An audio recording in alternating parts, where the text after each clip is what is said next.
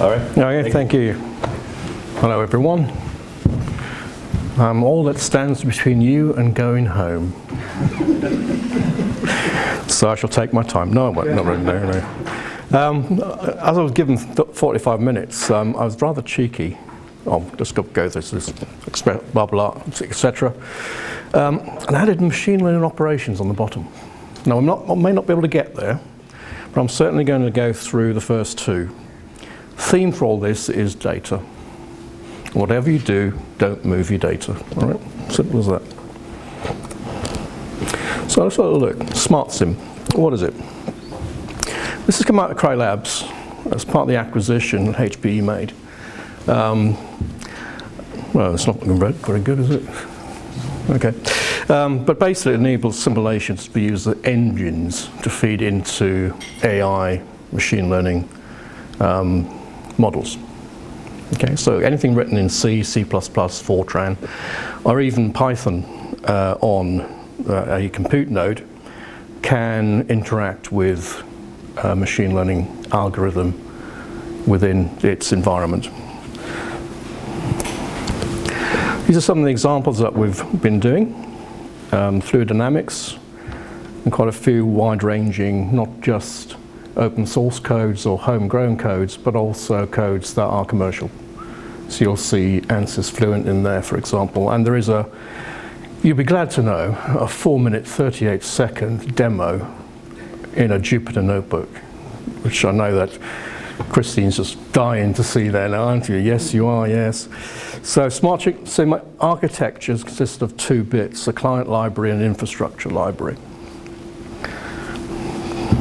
On the left, on the side of the screen, we got the Smart client library. Smart Redis is an in-memory database, data in motion. We don't touch a file system. And on the right-hand side, we've got the infrastructure library, various AI frameworks, and your choice of Slurm, PBS, local, Cobalt, or LSF as launchers. There is no GUI. I mean, I know that in the academic world, command line is king. So we didn't bother doing a GUI, okay?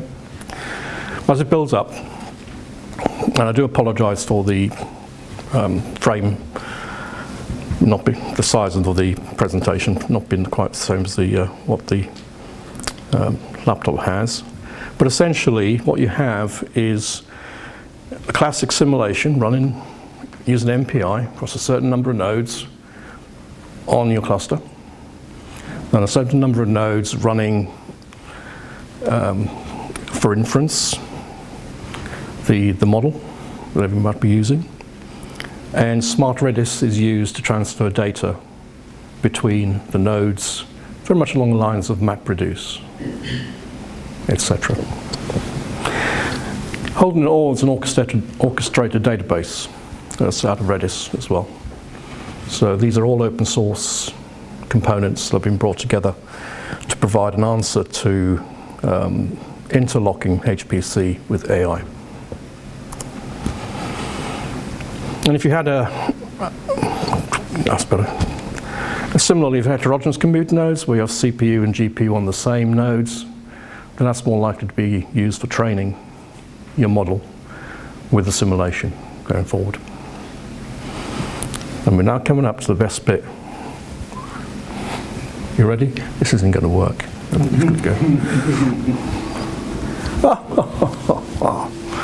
There we go. So this is a Jupyter notebook. Anybody use Jupyter? Okay. I've actually used it as well, I believe. This is not mine. But we're going to follow a SmartSin experiment with ANSYS Fluent and the Sedan 4M. So it should tell us a bit of information. It finishes at 17:43:14, by the way. So we're running the orchestrator.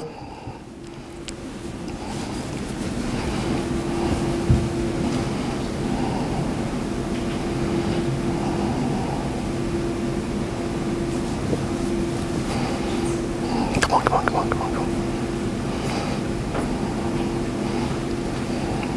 talk amongst yourselves once the next line comes up. So the first stage is launching your Redis database, and then the second stage is Okay, you got it. So Redis has opened up on all the nodes that the Ansys job will be on.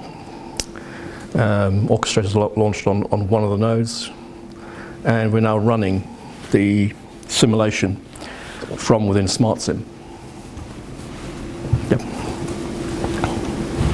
And I've got some code examples that shows you how little code you need to add to an existing Fortran, C or C++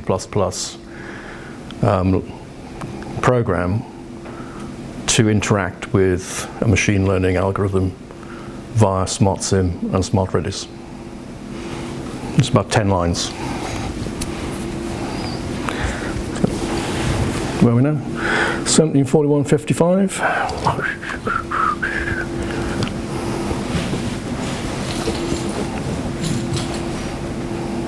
I did look up for a way of actually speeding this up, because it's obviously a canned demo. So you must be able to go press 2x or something like that, isn't it? Oh, fast forward. You're only 12 into 68 slides. So Absolutely, yeah. Oh, have I got 6? Oh, I have got 68. Jesus. Some are duplicates. the whole thing, that's not just this part. No, yeah. I use slides to, for agendas and things like that. 4240. Yeah, we're going. It's very. I really do want you to see the end-to-end workflow that we achieve with SmartSim and Ansys Fluent. But next time I'll choose a smaller model.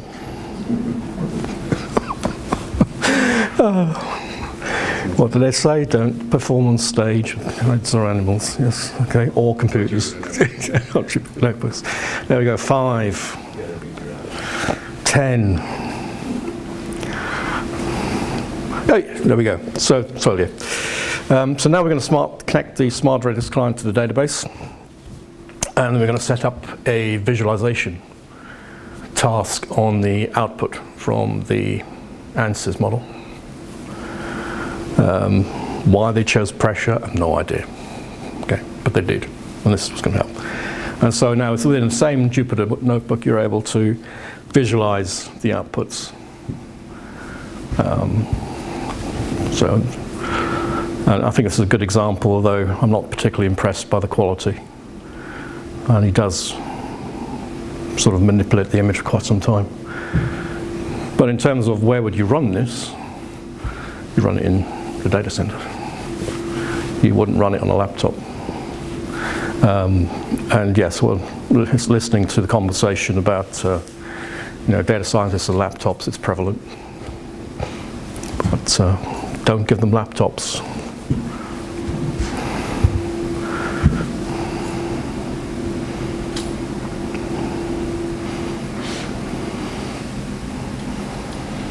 So I really wanted to show something rather than just being, we've got this bit of software. I want to show something that's actually being used. And the fact that it is open source and downloadable from GitHub should hopefully, if you want to give it a go, please do. You'd have my contact details, and I'll commiserate with you if it doesn't work. Okay, so there you go. So loads of use cases. Online inference. So I want to add machine learning capability to my C, C++, Fortran simulation without rewriting it. And this is something that we have used and we've had published papers with regards to improving accuracy in outputs from models. So serial torch inference example,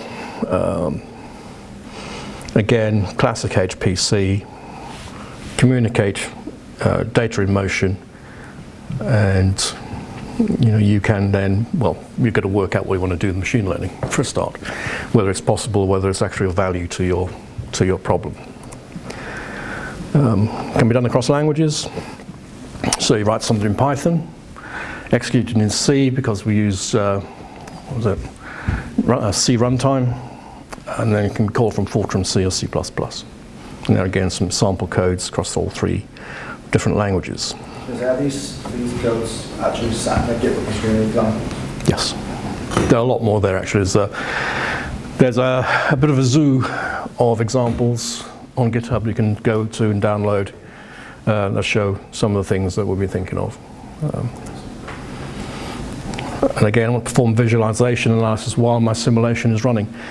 It is actually quite neat to be able to press a button on the Jupyter notebook to pause it, knowing that you just paused your simulation. So that's quite good. We saw something similar to this with what we were showing with ANSYS just now. As I say, data in motion, no use of file systems. Online processing. So I want to be able to call a machine learning model from my simulation, and this allows you to do the same thing again. Very flexible tool. SVD example. I don't know, I should know what SVD stands for, but it's escaped my brain at the moment. Singular value decomposition. Here we go. I know we'll get someone good. Machine learning for turbulence prediction in CFD. This is what we've done with OpenFOAM. And it's the team behind SmartSin are now part of the governance team for part of some of the OpenFOAM work around data movement, etc. within that. And because OpenFOAM has multiple stages, then again, if you were to run it in a Jupyter notebook, you can do an end-to-end in one task with all that simulation. That goes on, doesn't it? Online training. I want to create a machine without managing 10 plus gig files. I was speaking to a university on Monday, and I know we sort of live in the petabyte and the exabyte age, but the biggest problem that they have is the 10 terabyte data set of video and audio that's just a little bit too big to be effectively downloaded in a day or effectively transferred X and Y. And they were quite shocked and horrified when they realized that they were creating multiple copies of the same 10 terabyte data set to a point where one of them, there were 70 copies of 700 terabytes of the same data, because people just taking a copy. So the key thing is, I think, to keep your data where it is. Don't move it around. And there are ways of making it immutable, so that you don't get the problems of, someone's changed my data when you want to go and rerun your results to prove your theory for your papers. So this is something we've done. This is a team out of University of Canada and HPE's internal Cray Labs people. As you can see, one of the things I would like you to look at here is, one is just an ensemble. We've got 12 ensemble members, 11,000 CPUs, but only 16 GPUs. So there's not a one-to-one relationship between CPU and GPU now. Okay, so you don't need to go and stack a cluster full of GPUs. And this is where we've got the accuracy improved by over 20%.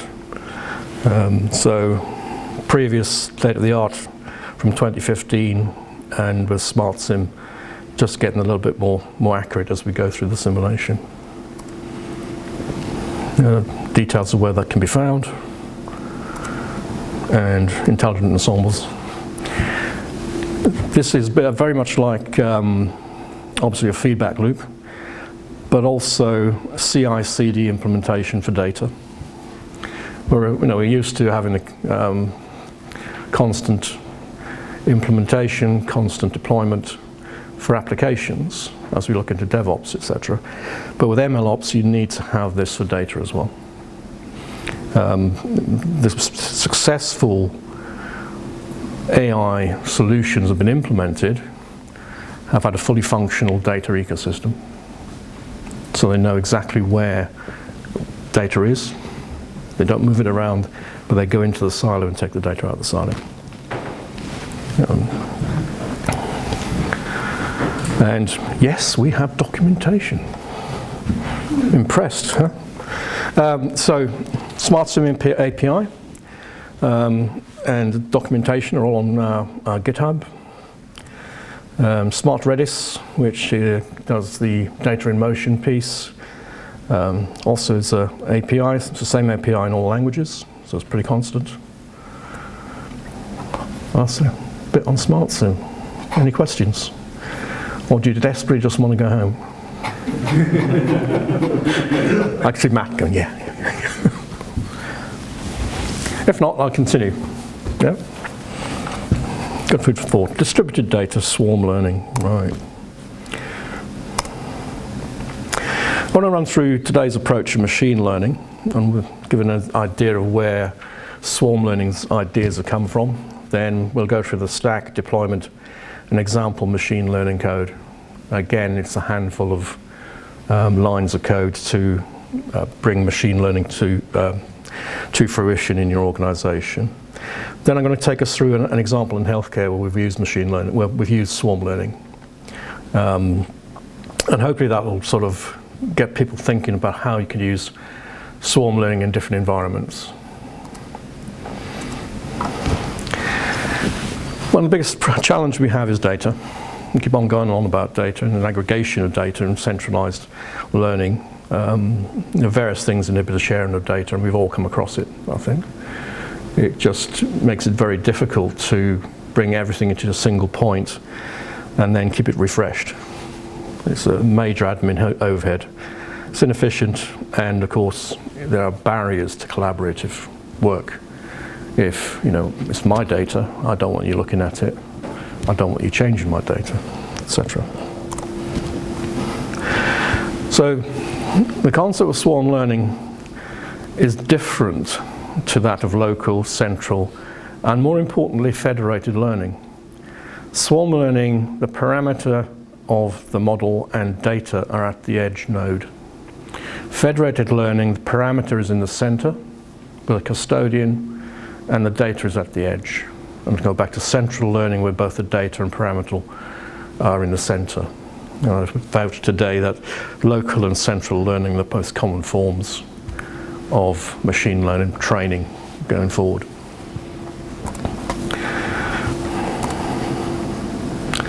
So, swarm learning is a decentralized, privacy-preserving model training framework.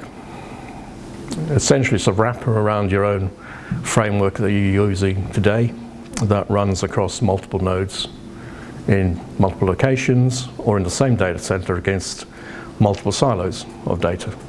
So you don't have to end up moving data around. Seems to be a theme, isn't it? Let's not move data around and do that. The learnings are shared between the participant nodes. So it again uses similar to MapReduce. Everybody update each other and continue. Let's have a look at the process flow. The first node in is the Sentinel. Now, this is where I start thinking of Star Trek and the Borg with regards to the swarm. But here we go. It just goes round and round for a number of epochs until desired accuracy is achieved. It uses TCP/IP to achieve that. Privacy preserving is enabled by using blockchain.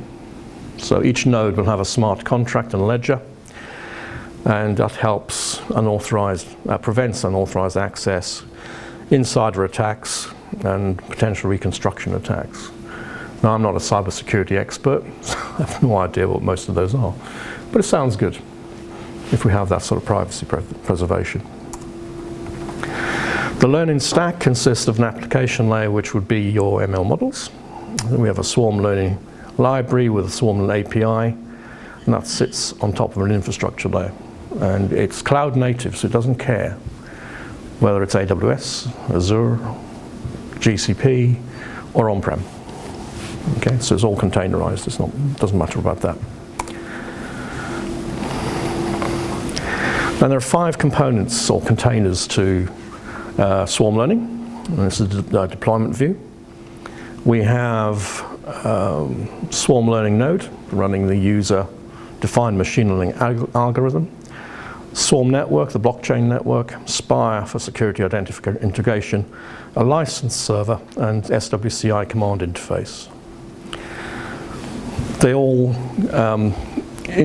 yes, well, I think that's enough said on that one. Kind of good. Now, how to easily turn ML algorithm into swarm learning. I mean, it's pretty straightforward. If you are a data scientist or you're into your Keras or whatever, then you probably like go, oh, that's really easy. If you've never seen this before, you're like me, it's okay, I'll accept it does what I think it does. The software is provided containers, the APIs for easy integration into your ML environment. So let's have a look at an example of how we've used it. If anyone's been to, I was going to say, haven't been on holiday. If anyone's ever been in hospital for a number of diagnostic checks, it's a bit of a lottery, really, unless you go to somewhere who's knows your lungs and thorax inside out, for example. A lot of privacy constraints here of transferring data between different hospitals or different NHS environments or in different countries. It's just not that easy. It leads to a certain amount of bias by the locale that the models are actually run in.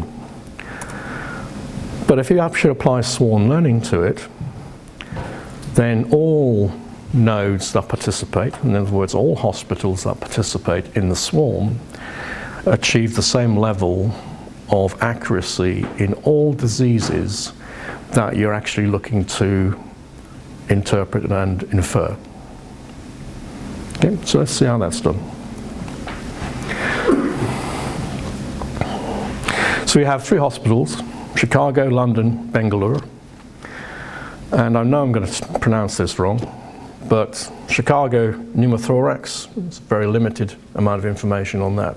So don't go to Chicago if you've got something wrong with pneumothorax, is the right answer here. If you're a London hospital, then a thing called mass. Is a limited images on that, and this is the word I like. If you're in Bangalore and you've got atelectasis, then there's no chance. Okay, at the moment, before we have swarm learning comes along. Let's see what happens. Yes, it worked again. Well, London didn't do very well, did it? So you're dead if you're in London in that one.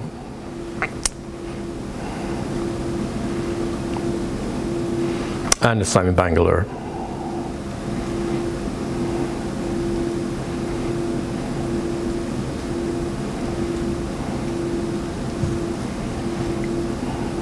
Yeah, I just wouldn't go to London. That's 2 out of 3. It's just not worth it. But it gives you the idea of what we've been able to achieve with swarm learning. It gives everybody a fighting chance of surviving a hospital visit. It's very good indeed. So we've removed the data privacy values. Models at each hospital fail to detect the infrequently observed diseases. Hence the lottery when you go to a hospital.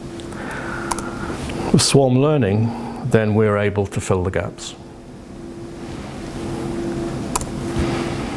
And swarm learning is on a par with local machine learning, is what's been discovered in this particular example. Okay, any questions? I've got 9 minutes. Is that published somewhere? Yeah. Yep. It's, as I say, it's the first slide. It's all on the internet if you know where to look. But it is published, and we also have different use cases coming along, such as cybersecurity, anti-money laundering, credit card fraud, where banks are able to communicate securely.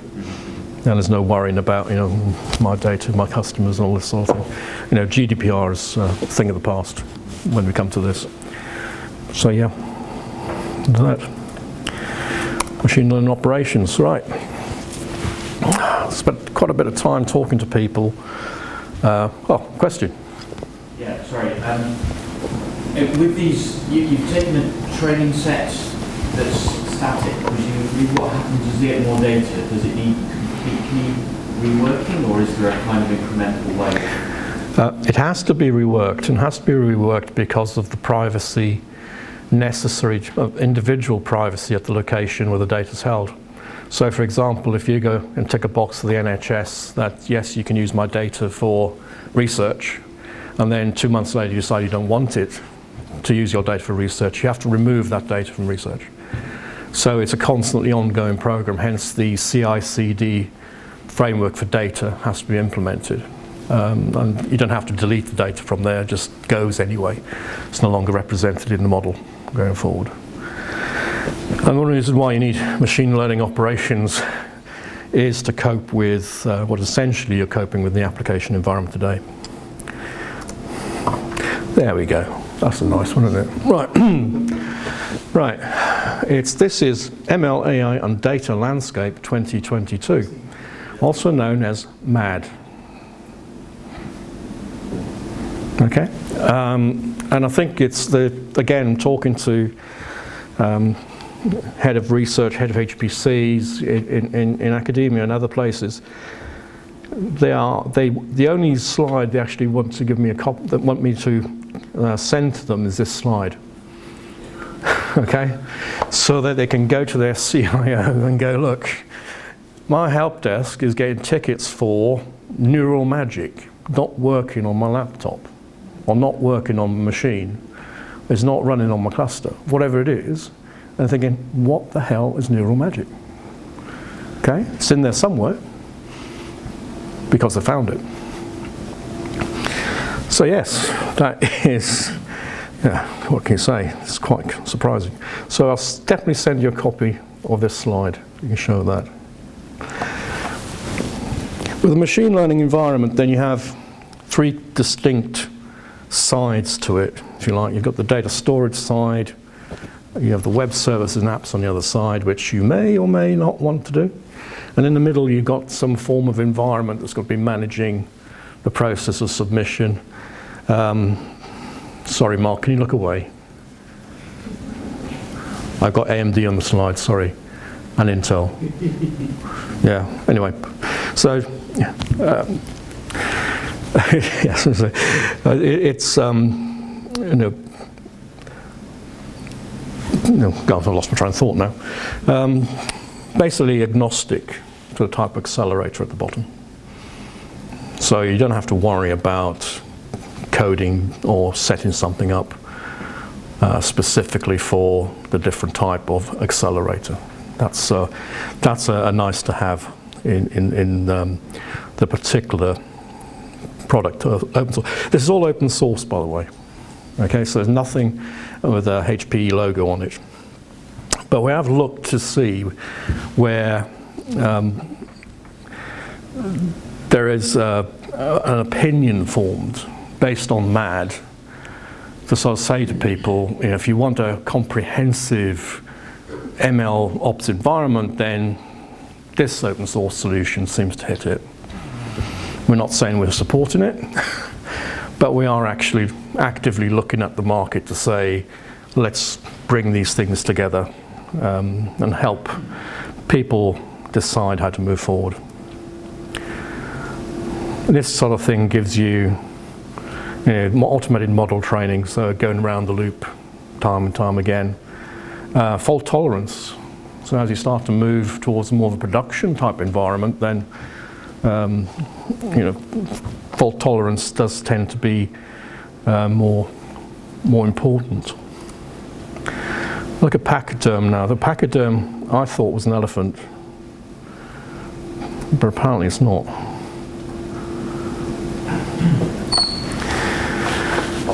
This has a number of capabilities. The most interesting capability, I'll go on to the next slide, so we'll build this up, is it creates data-driven pipelines. So your question about data changing, you can create triggers to re-kick off the model training process once data changes. The second useful thing is the immutable data lineage within the data versioning.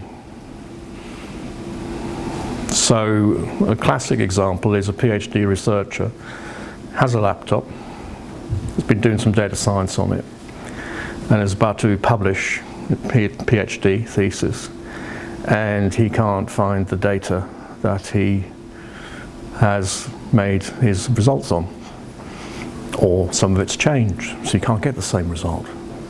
So putting into an environment like this ensures that you have an immutable data lineage for every single model run that you've done going forward.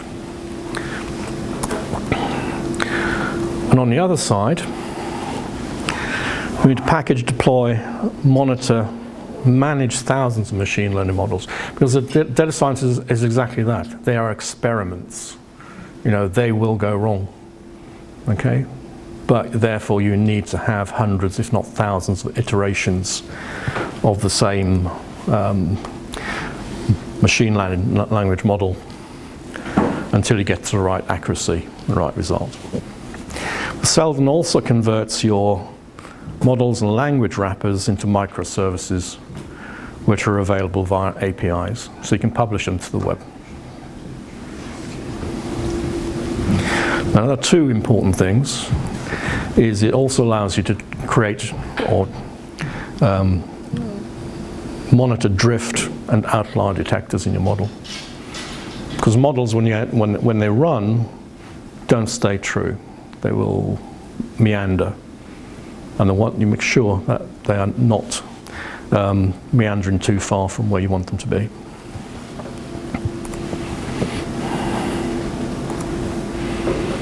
So that's the overall machine learning development environment that we've come to expect to see that matches what you'd see in an application environment. So the last thing I'm going to talk about, I'm sorry Mark, can you look away again?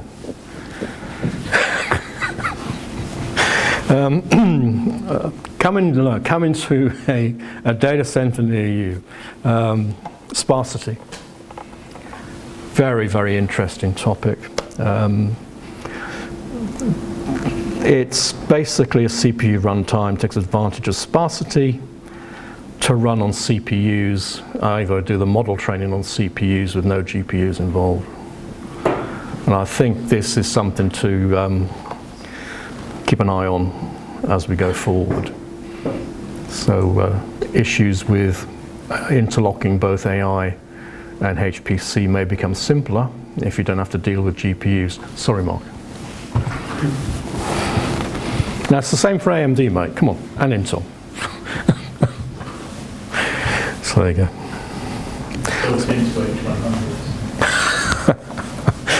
And in summary, there you go. Just some of the things that we've been working on. A lot of this has come out of Cray Labs. There are other things that have come out of Cray Labs that we're hoping to push into the open source environment. That's it. Thank you.